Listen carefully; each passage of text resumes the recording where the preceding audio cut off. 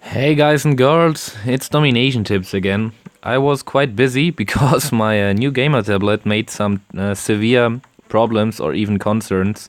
Not especially the hardware, but more the recording program I'm using.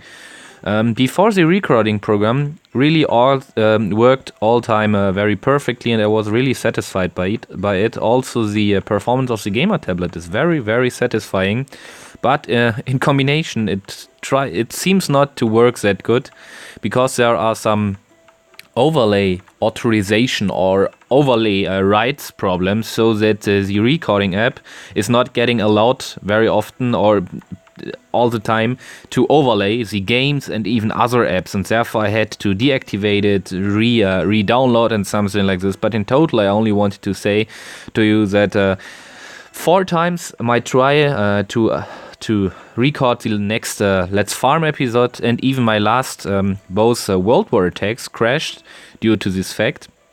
Let's go to the World War so that I can explain it to you. We are in World War against some I would call it Chinese alliance, because it looks like for me like a Mandarin signs or letters, but someone told me below the video it would be Japanese. I don't know.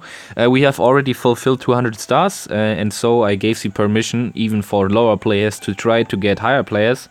And we can see our 21 Enlightenment Age, for example, took enemy number 15, which is definitely Enlightenment Age plus, even with some tanks. Then our number 10 took enemy number 1 with 3 very severe defense coalitions, level 5 all of them, so pretty strong. I did my attack to fulfill the 200 stars, 500 stars, so yes, ridiculous. The number 10 I attacked was really no problem at all. Nevertheless, that I have no coalitions active this World War. I dropped my mercenaries, rallying them on the Forbidden City, deployed all of my rest army over here, rallying inside, and I got nearly whole of the complete base, so all defensive buildings, all interesting ones. And then the app immediately, without any warning, closed down, so the red button over here disappeared, and also the recording time, and it produced some unusable file, which is quite not being able to replay or even to upload, and that's quite a pity. Therefore, in future, I will record and upload longer videos like this one over here, the base layouts episode, from my mobile phone again, because there it seems like I don't have these problems. And shorter things like my World War attacks I will still do from my gamer tablet, because the performance is just better. A little base update. I decided, because I had again too much oil, the airship upgrades cost me about 5 days, I think, so very long. Yes, 5 days, and so within these days I collected, without purpose, too much oil, so that I was again at 130,000, and it lasted for more than one day to finish the airship research. Therefore, I decided even to go for my bunker chapter, which I before decided to don't do. So now I researched plus 10% hit points for my bunkers for 90,000 oil. I can in total not recommend to you to do this, but because I had too much oil and did not know where to put it, I got always attacked by some guys which tried to get my oil. Therefore I did this research. I have also very many people in the library with the aim to get my wall HP research. My currently level 12 and even level 13 walls will then be increased by about 30% in total if I have researched all 10 stages, and this will make in total an amount of 34 up to 36,000 hit points for my walls, which is really tremendous, because if you compare it, my walls will then have, with boosted statistics, the same values like Atomic Age Max level 15 walls, which got not boosted, and this will definitely be a great benefit to my defense also, which is a nice side effect. When I'm getting to the wall HP research, I will before I have to research also my tank depots, so that the defenders are getting more HP and even more attack, which is a nice side effect. Like I told you, I'm also upgrading my last defense buildings, such as the last 2 readouts. This is the first readout, then I have to do 2 other mores. I also have to do 3 more garrisons, and when I've done this, I will slowly try to get to the global age. Yeah, so far. Why did I decide to make a new base layout video for the Gunpowder Age? The 5.2 update, and so the upgraded or even boosted wall zapper is now able to crash even double walls and multiple pieces of walls with only one hit. Also, we have gained very many more experiences in the game, so I recognize that the old base layout, which I showed to you with this tree design, is really much, yeah. There are some new informations, and therefore I decided to make a new layout, which is adequate and yes, fitting to the current times. Therefore, let's get into the graphic.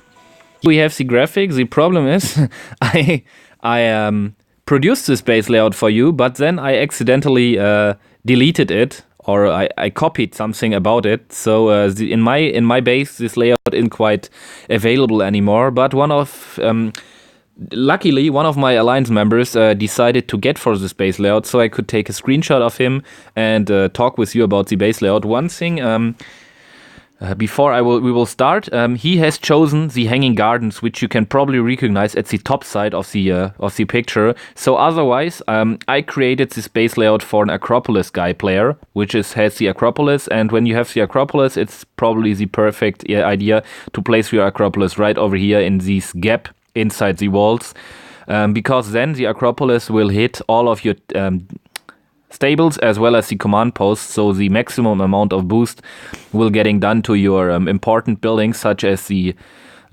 cavalry defenders to your base. Also, I could not, because it's an enemy base, if we call it this way, because it's not my base, therefore I cannot show you the locations of the traps. I tried to highlight it with the graphic program, and at the left top side I noticed which traps are placed over where. So you can take now a screenshot if you want to copy the space.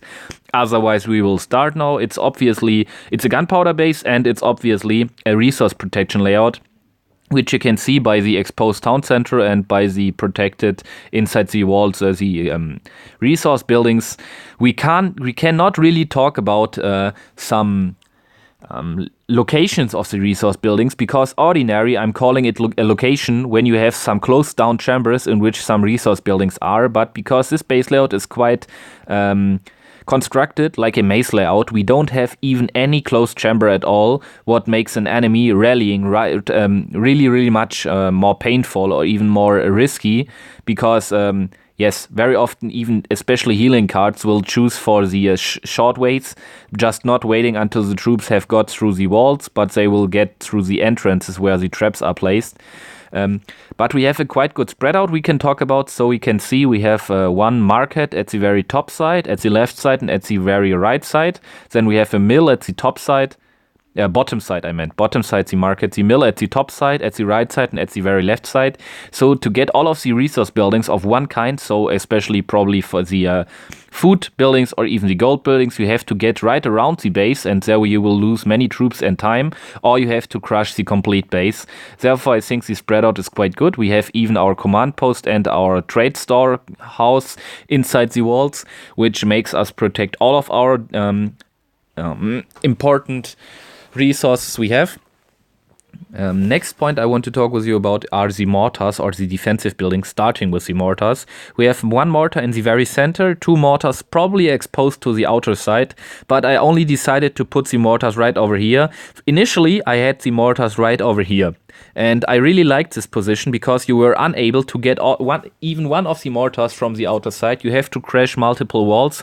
But also, if you have your mortars over here, it gives the enemy the opportunity to disable more than one mortar with only one sabotage tactic. So I'm not quite sure. I don't think that there are so many skilled players in the Gunpowder Age which would recognize this. Therefore, you can just even try and change the locations of the mill and the mortar and the market and the mortar, so that you have all of your mortars right in one line. This is making your defense more dangerous, because theoretically the enemy has the opportunity to disable them, but most frequently I did not recognize that any of my or any attackers in the Gunpowder Age were aware of this fact or even used it. Therefore, just try it out, guys, and give me some feedback whether it was better or whether it proved to put your mortars in this constellation like I do over here, or whether it's better to place them in one line. Yeah, the center mortar is very perfectly protected because it's at the very inner side of the base. Then let's come to the cannon towers and to the compensation of weaknesses. Like you probably know, cannon towers are the complete opposite of our mortars, so they have quite a lower range and they have only single hit or single target fire. So they are very strong against a limited amount of enemy troops with high hit points. Mortars are, like I told you, other way around. They are very strong against a huge number of enemies which have only low hit points. Therefore, it's best to place them right together to compensate their weaknesses. And I think I have done it over here. Also, the cannon towers can protect the entrances of the maze layout. So when the enemy is rallying inside, healing cards are running over here. They will definitely get smashed by the cannon tower or at least by the readouts. Next point would be the readouts. I have decided to put both readouts at the very top side to the initial entrance of the maze layout. So when the enemy troops will decide, the higher your walls are, the more enemy troops will decide to get through the entrances instead of shooting through the walls. But if the enemies are now coming to the entrances, both readouts will start to fire and giving massively damage to the enemy troops. Also, your defenders will probably decide to get through these entrances to defend your base, and then enemy shooters will getting attracted to run into the readouts because their primary aims are your defenders. Next point would be readouts, our traps. Yes, like you can see, the red locations I marked right next to the castle in the very center below the mortar and at the very left side, where here the garrison is placed, ordinary, right in the location of the garrison, I would place one caltrop trap to protect even both mortars. If you decide to get both mortars in the inner side, you can use these caltrops at another position, which will benefit your defense, I think. The purple positions over here you can see are the ambush traps, and at least the blue positions are the spike traps you have inside your base. At least we have the World Wonders. We will treat this layout as if he would have an Acropolis. So think about whether here would be no town center but an Acropolis inside, so which because of this, also this base layout is quite concepted this way to get all of these stables boosted by the Acropolis. Then we have an Acropolis thought about over here, which is boosting a garrison, another garrison, all three stables, and the command post. Like you probably know, the spawn time is getting reduced by 20% and the hit points are increased by 15% of all buildings which are hit by the Acropolis. That makes many more defenders spawn in your base and defend it, and even stronger defenders, which is really cool. Also, in the constellation or in the composition with Versailles, this is really strong because the Versailles, like you probably know, gives you 10% additional hit points for your offense as well as for your defense troops. In total, you have to multiply them up, and then you will get about 25% additional hit points for all of your defenders which are spawning, which is quite tremendous if you are thinking about that an enemy is attacking you. The Versailles is just staying at the top side because if the enemy decides to come from this side, because the mill is very exposed over here, all of his troops are getting slowed down in a quite huge range of 5. I think it's a range of 5 where all of his troops are getting slowed down. Even the Versailles as well as the Acropolis we talked about cannot be destroyed at all. Because they can be destroyed, yes, but their effects cannot be destroyed. Therefore, their effects will stay the complete attack active, which is really strong. At least we have also the Colosseum, which is playing a minor role over here. The Colosseum is just placed at the right side. You can place it anywhere else. It's not very important. It has the highest range of all defender spawning buildings, probably over here somewhere. Over here somewhere, and so it will cover nearly the whole base. Also, your towers, you can just play around and think about where to place them, same like the castle. It's not major important where you have placed them. The major importance is to place the walls and all buildings inside the same way. Outside, you can just do some experiments and see what works perfectly for your own base. So guys, in total, I think we have done all of the points about this base layout. If you're interested, just take this base layout for yourself. Give me some feedback, whether you have seen where enemy attackers are getting to try to get this base, or why or when enemy attackers were successful or unsuccessful at this base. Hopefully it will help to you. We see you soon, your domination teams.